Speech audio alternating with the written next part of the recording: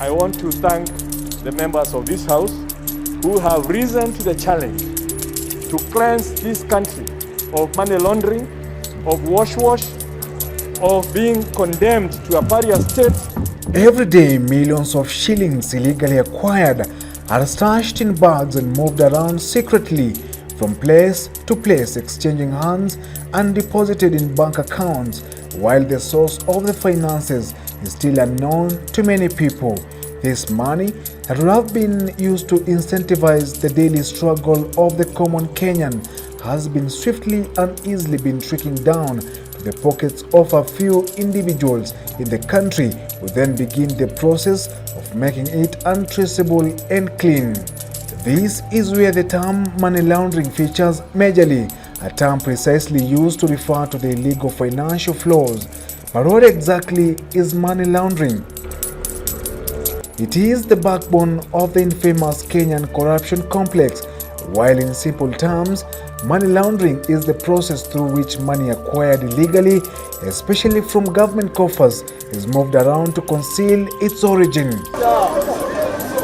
Its many version is what has made it earn the name washwash under the Kenyan setup, in what unexplained huge amounts of money are stashed in bags illegally and against the economic laws. So how exactly does money laundering operate, and what does it entail?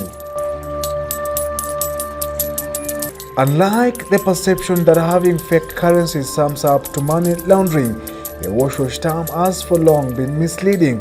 In this piece, we explain the money laundering industry in its real aspects. Firstly, money laundering involves cleansing of illegally acquired finances and putting them back in the legal financial system. So how does this happen? The 5 days that we give ARA is just 5 days. After 5 days, if your money is okay, it will just be there. It will go nowhere. So, but then within those 5 days, surely, if the money was supposed to be withdrawn for purposes of terrorism or others, we will have saved this country. A good bill, as it is, that takes the country forward, Honorable Speaker, has to be given all the propositions and oppositions. Breaking news. So don't allow people's money to be frozen just because of suspicion.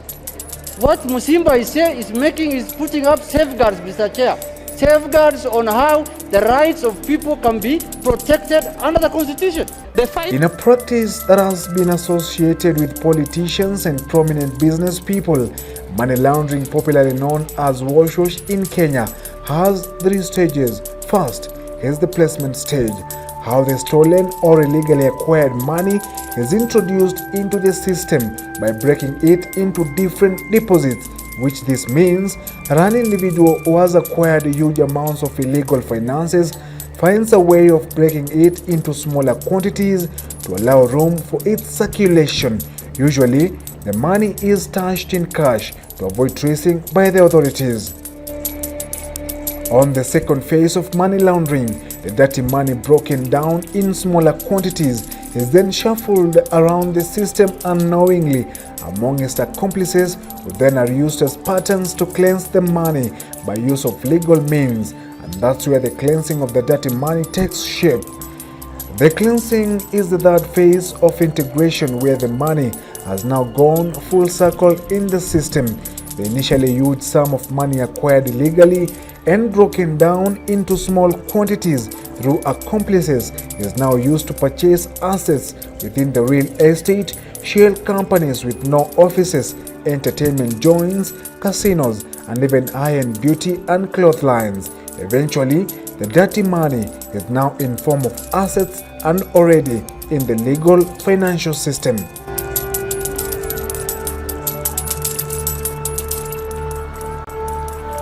According to the 2020 United Nations Conference on Trade and Development, UNCTAD, illegal financial flows of money laundering are estimated at $88.6 billion per year for Africa, Kenya being on the global limelight for the increased vice that has been enabled by a favorable environment of corruption.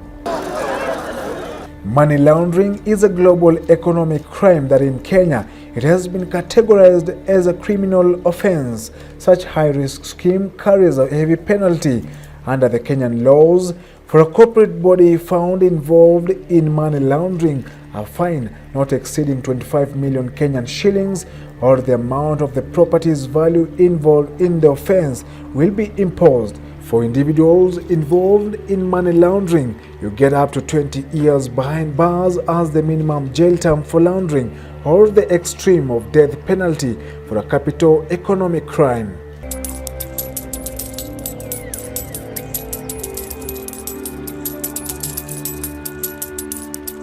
In a recent global twist of the 21st century on money laundering, or washwash as commonly known in Kenya, the United States of America brought the underworld operations to the limelight with the arrest of flashy, flamboyant and Nigerian billionaire Ramon Abbas, popularly known as Hush Puppy, who later in 2021 would admit to crimes of money laundering.